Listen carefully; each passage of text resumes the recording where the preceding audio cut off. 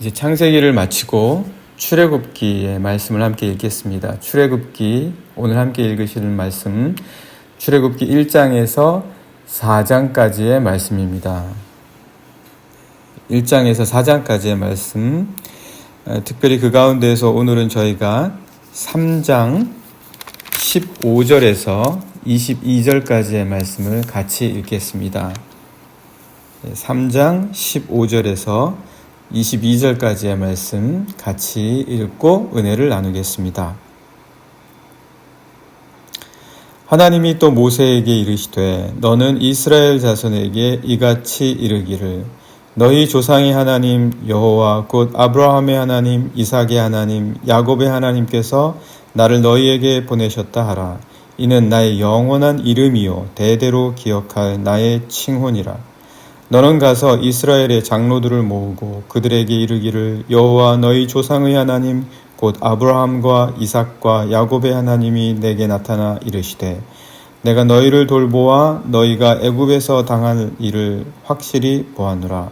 내가 말하였거니와 내가 너희를 애굽의 고난 중에서 인도하여 내어 젖과 꿀이 흐르는 땅 곧 가나안 족속, 헷 족속, 아모리 족속, 브리스 족속, 히위 족속, 여부스 족속의 땅으로 올라가게 하리라 하셨다 하면 그들이 내 말을 들으리니 너는 그들의 장로들과 함께 애굽 왕에게 이르기를 히브리 사람의 하나님 여호와께서 우리에게 임하셨은즉 우리가 우리 하나님 여호와께 제사를 드리려 하오니 사흘길쯤 광야로 가도록 허락하소서 하라. 내가 아노니 강한 손으로 치기 전에는 애굽 왕이 너희가 가도록 허락하지 아니하다가 내가 내 손을 들어 애굽 중에 여러 가지 이적으로 그 나라를 친 후에야 그가 너희를 보내리라. 내가 애굽 사람으로 이 백성에게 은혜를 입히게 할지라. 너희가 나갈 때에 빈손으로 가지 아니하리니 여인들은 모두 그 이웃 사람과 및 자기 집에 거류하는 여인에게 은폐물과 금폐물과 의복을 구하여 너희의 자녀를 꾸미라. 너희는 애굽 사람들의 물품을 취하리라. 아멘. 네, 오늘 이 말씀으로 저희가 함께 하나님의 이름을 알리는 자들에 대해서 한번 은혜를 나누어 보고자 합니다. 출애굽기는 전체적으로 40장으로 되어 있고 그리고 본래 이 출애굽기의 제목은 히브리 성서에서는 출애굽기가 아닙니다. 출애굽기가 아니고 본래의 제목은 이름들 이렇게 되어 있습니다. 정확하게 말하자면 그리고 이것들의 그 이름들, 이게 본래 이 출애굽기의 히브리 성서의 제목입니다. 왜냐하면 히브리 성서 특히 모세오경은 따로 제목이 없고 각 책들의 맨 앞구절이 책의 이름이었었죠. 그래서 그 책의 제목이 출애굽기가 아니고 본래는 이름들이었다. 저희들이 그렇게 볼 수 있습니다. 그런데 사실 이게 왜 출애굽기가 되었냐? 왜 출애굽기가 되었냐면 이게 헬라어로 번역이 되죠. 알렉산드리아에서 번역이 히브리어에서 헬라어로 번역이 되는데 왜냐하면 그때 당시 또 특별히 그 디아스포라 유대인이라든지 헬라어로 성서를 읽는 사람들이 히브리 성서를 못 읽는 거예요. 그래서 70인이 모여서 이 히브리 성서를 헬라어로 번역을 했다. 그래서 그 성서를 70인 역본 이렇게 말을 합니다.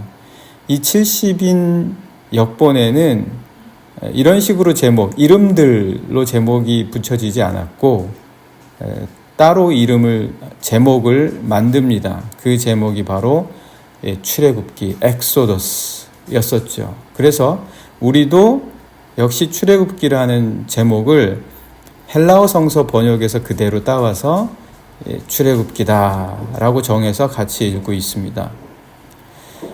그래서 저희들이 보면 그러면은 이름들이라고 특별히 그 히브리 성서에서 정한 이유가 뭘까? 그리고 이름들이라고 했을 때 그 이름들이 과연 그 내용과 무슨 관련이 있지? 그렇게 생각해 볼 수 있겠죠. 전혀 관련이 없는 건 아닙니다. 히브리 성서 제목이 아무리 그 앞구절에 나와 있는 것을 따서 지어졌다고 해도 그게 출애굽기 성서의 전체적인 내용과 아무런 관련 없이 그저 맹목적으로 앞에 있는 거를 그저 따오기만 했다라고 볼 수는 없는 거죠. 전체적으로 보면 분명히 의미가 연관이 있습니다. 그래서 오늘 저희가 잠깐 말씀을 보시게 되면 출애굽기 1장 1절을 한번 보시죠. 출애굽기 1장 1절을 보시게 되면 이렇게 되어 있습니다. 야곱과 함께 각각 자기 가족을 데리고 애굽에 이른 이스라엘 아들들의 이름은 이러하니. 여기서 따왔다는 거죠. 아들들의 이름은 이러하니. 이게 이제 히브리 성서에서는 맨 앞에 나오게 됩니다. 이름은 이러하니. 근데 그 앞에 하나가 더 붙죠. 그리고 이름은 이러하니. 왜 그리고가 붙었냐면 이제 그리고라는 것은 접속사인데 이게 창세기하고 떨어져 있는 책이 아니라 창세기에서부터 이어지는 책이다. 그런 의미를 담고 있습니다. 그래서 본래는 히브리 성서에서 제목이 이름이었었다. 그렇다고 해서 말씀드린 것처럼 그 이름이 그저 앞에서 뚝 떼어서 나온 것만이 아니라 이 출애굽기 전체의 내용과 관련이 있다라는 것입니다. 그래서 보시게 되면 그 다음 절부터 2절부터 보시면은요, 애굽으로 내려간 야곱의 아들들의 이름이 나옵니다. 르우벤과 시므온과 레위와 유다와 이사갈과 스불론과 베냐민과 단과 납달리와 이렇게 쭉 그의 이름들이 나옵니다. 여러분 이게요, 물론 이제 모세오경이다라고 해서 모세가 기록된 것이기도 하지만 뿐만 아니라 이 출애굽 시대가 얼마나 애굽에서 머물렀던 시대가 얼마나 오래됐습니까? 400에서 430년 아닙니까? 그러니까 4세대를 훌쩍 뛰어넘는 시대라는 거죠. 그 긴 시대 동안 이들의 이름을 기억하고 있는 겁니다. 뭐 사실 우리 조상들의 이름을 얼마나 기억합니까? 뭐 할아버지 이름도 잘 기억하지 못하잖아요. 그런데 그들의 이름들을 이들은 잊지 않고 기억하고 있었다. 이름이 얼마나 중요합니까? 여러분 한번 생각해 보시면은요, 홀로코스트 때 유대인들이 죽은 이유들 중에 하나는 숨지 못하고 죽은 이유들 중에 하나, 발각된 이유, 그것도 너무 쉽게 발각된 이유 중에 하나는 이름 때문입니다. 그들이 이름만 잘 고치고 또 몰래 잘 숨어 있었으면 살 확률이 더 높았죠. 근데 그들의 이름만 딱 들어도 이 사람들 유대인이구나 아는 거예요. 그런데도 그 이름을 갖고 살았다는 거죠. 그만큼 그 이름에서 오게 되는, 또 이름이 갖는 특별함이 있다는 거예요. 그 이름이 특별함이 있다. 우리 한국 사람인지 딱 아는 거, 이름만 들면 알지 않습니까? 그리고 성만 딱 들으면 이 사람 한국 사람 아닐까? 얼굴은 보지 못해도. 그리고 단지 이름만 들었는데 이 사람 한국 사람 같다. 딱 알죠. 이름만 들어도 그렇다라는 것입니다. 자, 그런데 오늘 우리가 함께 읽는 말씀이 모세가 하나님을 만나는 장면이거든요. 모세가 하나님을 만나는데 하나님의 산 호렙에서 불타는 떨기나무 속에서 불이 붙었는데 떨기나무가 타지를 않는 거예요. 타서 없어지지를 않습니다. 그러니까 이 불은 일반적인 불이 아니죠. 일반적인 불이라면 타서 없어져야 됩니다. 검은 연기가 나야 되고 그을러야 되고, 그리고 떨기나무가 다 타면 불도 사라져야 되죠. 근데 이 불은 그런 게 아니에요. 떨기나무도 타지도 않고 이 불이 사라지지도 않는 거예요. 특별한 불인 겁니다. 너무 이상한 거예요. 너무 이상해서 모세가 가까이 가봅니다. 그래서 바로 그 자리에서 하나님을 그가 만나는 체험을 하게 되는 거죠.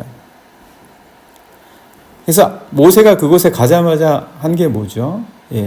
당신의 이름이 무엇입니까? 이거 묻는 거잖아요. 당신의 이름이 무엇인지. 내가 이스라엘 백성들에게 가서 당신을 만났다고 하고 당신이 내게 준 사명을 말해줘야 되는데 도대체 당신의 이름이 무엇입니까? 누가 나에게 도대체 이 일을 시켰는지, 내가 도대체 누구를 만났는지 가서 우리 백성들에게 말해줘야 되지 않겠습니까? 이제 그렇게 묻는 거죠. 하나님의 이름을 묻는 겁니다. 내가 지금 애굽의 신들 중에 하나를 만난 건지, 아니면 내가 아수르의 신을 만난 건지, 아니면 내가 나만이 알 수 있는 신을 만난 건지, 도대체 내가 만난 당신이 누구십니까? 그렇게 물었습니다. 그렇게 물었을 때 이제 하나님께서 이제 말씀하시는 거죠. 나는 스스로 있는 자다. 나는 스스로 있는 자다. 그렇게 이제 말씀하십니다. 우리가 잠깐 말씀을 보시면 하나님께서 이제 그렇게 설명해 주시는 부분이 나옵니다. 나는 스스로 있는 자다. 같이 잠깐 말씀을 보실까요? 3장 13절, 14절 말씀을 보시면은요. 모세가 하나님께 아뢰되 내가 이스라엘 자손에게 가서 이르기를 너희의 조상의 하나님이 나를 너희에게 보내셨다 하면 그들이 내게 묻기를 그의 이름이 무엇이냐 하리니 내가 무엇이라고 그들에게 말하리이까. 하나님이 모세에게 이르시되 나는 스스로 있는 자이니라. 또 이르시되 너는 이스라엘 자손에게 이같이 이르기를 스스로 있는 자가 나를 너희에게 보내셨다 하라. 그렇게 말씀해 주십니다. 사실 이거는 하나님의 이름을 알려주신 건 아니죠. 이름이 뭐다라고 이렇게 이름을 알려주신 것이 아니라 하나님이 어떤 분이신지를 설명해 주신 거죠. 지금 모세가 만난 하나님이 어떤 분이시다, 그거를 이렇게 설명해 주신 것이나 다름이 없습니다. 이름이라기보다는요. 하지만 그렇게 설명해 주시면서 너는 이스라엘 백성들에게 그렇게 가서 설명을 해라, 그렇게 말씀해 주시는 것과 다름이 없다. 그러면서 이제 하나님께서 자신에 대해서 나는 아브라함의 하나님, 이삭의 하나님, 야곱의 하나님이다. 그렇게 또 말씀을 해주십니다. 거기에 그치지 않으세요. 거기에 그치지 않으시고 나는 아브라함의 하나님, 이삭의 하나님, 야곱의 하나님이다. 이렇게 말씀해 주십니다. 그게 이제 15절에 계속해서 이어져서 나오는데요. 15절 말씀 보시면 하나님이 또 모세에게 이르시되 너는 이스라엘 자손에게 이같이 이르기를 너희 조상의 하나님 여호와 곧 아브라함의 하나님, 이삭의 하나님, 야곱의 하나님이다. 그러니까 약간 하나님께서 자신이 누구이신지 더 구체적으로 설명해 주시면서 조상의 하나님이다. 그리고는 여호와다. 그렇게 말씀을 해 주시죠. 그 전까지는 하나님이라는 이름으로 나왔잖아요. 그러면서 조금 더 설명해 주신 게 나는 스스로 있는 자다. 어떤 분이시다라는 것을 설명해 주신 거죠. 아, 그런 분이 내가 지금 만난 하나님, 신이시구나. 유일하신 단 한 분이신 내가 만난 하나님이구나. 그런데 거기에 더해서 하나님께서는 지금 모세에게 조상의 하나님이라는 설명을 해주시면서 여호와 이렇게 말씀을 해주십니다. 그러니까 결국 여호와라는 것은 이스라엘 사람들의 하나님이라는 뜻이겠죠. 좀 더 구체적으로 설명을 해보자면 아브라함의 하나님, 이삭의 하나님, 야곱의 하나님을 구분짓는 것, 다른 이방신들과 구분짓는 그 조상들의 하나님이라고 설명을 할 때 여호와다 라고 말할 수 있었다라는 겁니다. 그냥 하나님, 엘로힘이라고 하면 이게 아수르의 하나님인지 아니면 또 애굽의 신들 중에 하나인지 이 사람들이 혹시 구분을 못할 수도 있으니 분명하게 너가 지금 만난 나는 너희 조상들의 하나님, 약속을 너희들과 맺은, 그리고 너희를 구원해 줄 바로 그 하나님이다 라고 설명하시면서 여호와다 이렇게 한 번 더 설명을 해 주십니다.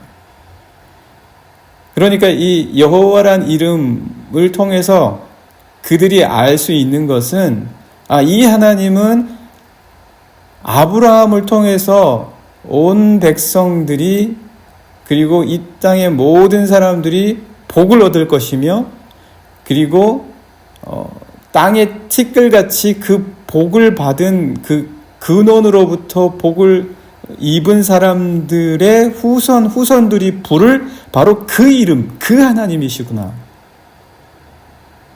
그 하나님, 이 모든 사람들에게 복을 주시고자 원하시고, 그 복을 통하여 사람들을 축복하시려고 하는, 사람들을 사랑하시고 사람들에게 관심이 있으시고 또 사람들을 인도해 주시고 이끌어 주시를 바로 그 하나님이다라는 겁니다. 그게 우리가 만나는 하나님이다.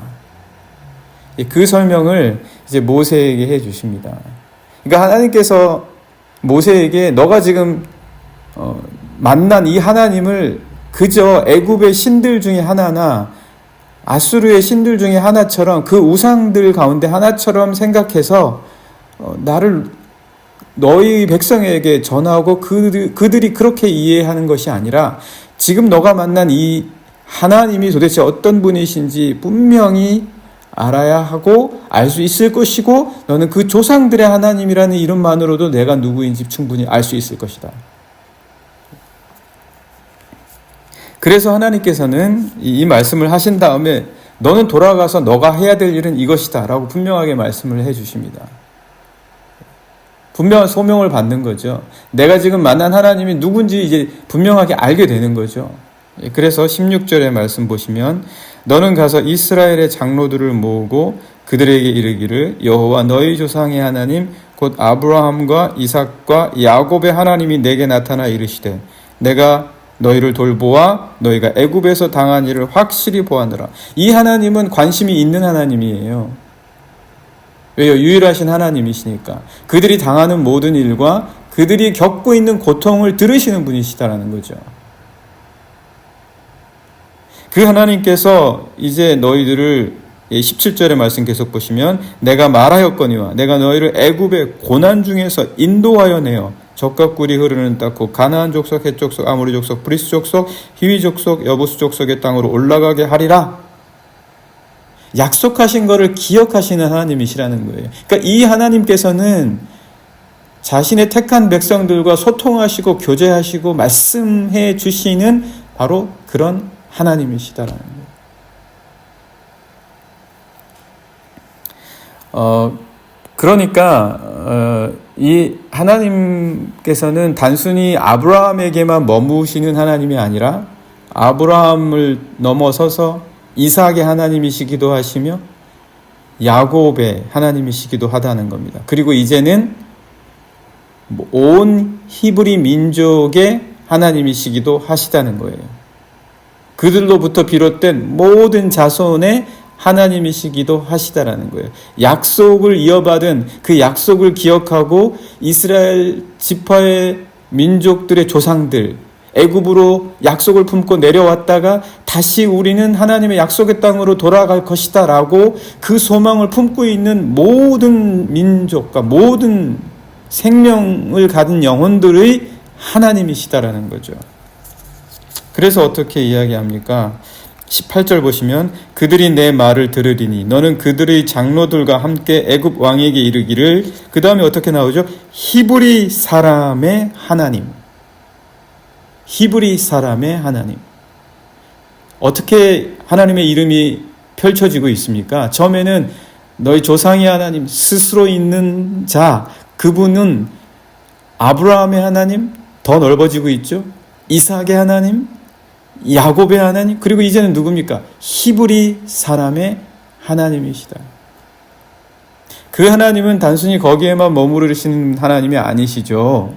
마태복음 22장 23절 보면 사두개인들이 부활이 없다고 주장하는 거예요. 자꾸 부활이 어딨냐, 눈에 보이지 않는데, 눈에 보이지만 않으면 아무것도 믿지 못하는 이 사두개인들에게 예수님께서는 너희는 하나님께서 아브라함의 하나님, 이삭의 하나님, 야곱의 하나님이 바로 나다라고 말씀하신 것을 기억하지 못하냐? 그 말씀의 뜻이 도대체 무엇이냐? 그것은 하나님은 죽은 자의 하나님이 아니라 산 자의 하나님이시다. 이렇게 예수님께서 이 하나님을 도대체 그분이 어떤 분이신지에 대해서 더욱 깊이 있게 말씀해 주시죠. 모든 하나님의 약속을 통하여 산 생명을 얻은 이 땅의 모든 살아있는 자들의 하나님. 그러니까 결국 이스라엘 백성들이 이 출애굽을 하는 이유, 애굽에 내려간 이유, 거기에서부터 나와야 하는 이유, 그리고 왜 이런 식으로 나와야 되는지에 대한 모든 이유가 도대체 무엇입니까? 하나님의 이름을 알리기 위해서 애굽 민족에게 하나님의 이름, 하나님이 누구신지, 하나님이 어떤 분이신지, 어떤 목적을 향해 이 세상을 이끌어 가시는지, 바로 그 이유 때문에 이스라엘 백성들이 애굽으로 내려가고 또 그곳에서 그들은 하나님의 이름을 알리는 역할들을 감당하고 있었다. 네, 그래서 말씀을 계속해서 보시면 19절 말씀 보실까요? 19절 말씀 보시면 내가 아노니 강한 손으로 치기 전에는 애굽 왕이 너희가 가도록 허락하지 아니하다가 내가 내 손을 들어 애굽 중에 여러 가지 이족으로 그 나라를 친 후에야 그가 너희를 보내리라. 내가 애굽 사람으로 이 백성에게 은혜를 입히게 할지라 너희가 나갈 때 빈손으로 가지 아니할 것이다. 네, 이렇게 하나님이 어떤 분이신지 알게 하신다. 온 나라와 민족에게. 오늘 우리도 하나님께서 하나님의 이름을 알리도록 하십니다. 우리가 왜 지금 이런 삶을 사는지 한번 여러분 우리 깊이 묵상해 보십시오. 우리 한번 생각해 보십시오. 내가 왜 지금 이런 삶을 살고 있을까? 나의 삶의 길이 왜 이러할까? 나에게 닥친 이 모든 일들은 무엇 때문일까? 하나님의 이름을 알리게 하시기 위함이다. 네, 이 시간 같이 함께 기도하기 원합니다. 하나님, 제가 지금 주님의 이름을 알리고 있습니까? 주님의 이름을 알리는 자로 지금 이렇게 이 삶을 살아가고 있는데 지금 과연 하나님의 이름을 알리고 있는 자로 살아가고 있는 건 맞습니까, 주님? 오늘도 주님의 이름을 알리면서 살아갈 수 있는 자가 될 수 있게 해주십시오. 같이 함께 기도하시겠습니다.